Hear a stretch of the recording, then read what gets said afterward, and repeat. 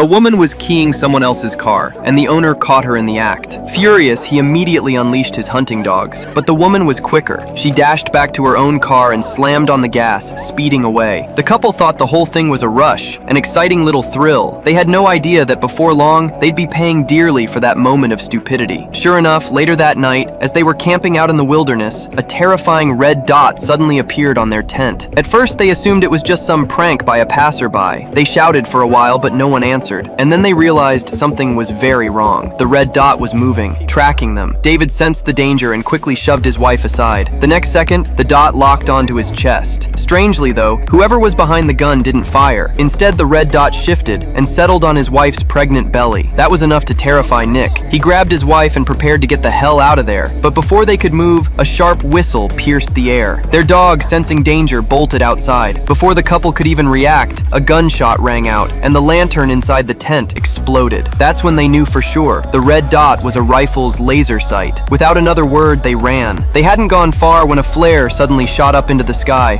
flooding the clearing with light. Their silhouettes were instantly exposed. Out in the open, they were nothing but sitting ducks. With no other choice, they sprinted toward the woods. But his wife was pregnant and she couldn't keep up for long. Realizing they couldn't outrun this forever, they crouched down in the tall grass to catch their breath. The low roar of something, an engine maybe, kept circling nearby. His wife was overwhelmed with regret for what she'd done earlier that day. But regret wasn't going to save them now. They spent the entire night in the freezing wilderness, shivering in the snow. By morning, it was clear. If they stayed out there much longer, they'd freeze to death. With no other options left, they decided to take a gamble. Risking their lives, they headed back toward the tent. All their supplies were still there. Before long, they spotted the tent they'd set up the day before. To be safe, Nick told his wife to stay put while he checked it out alone. But just 3 seconds after stepping inside, he froze, like he'd seen something out of a nightmare. When his wife cautiously peeked into the tent, she understood why. It was their dog. The black car's owner had cut it in half. The sight of their longtime companion butchered inside the tent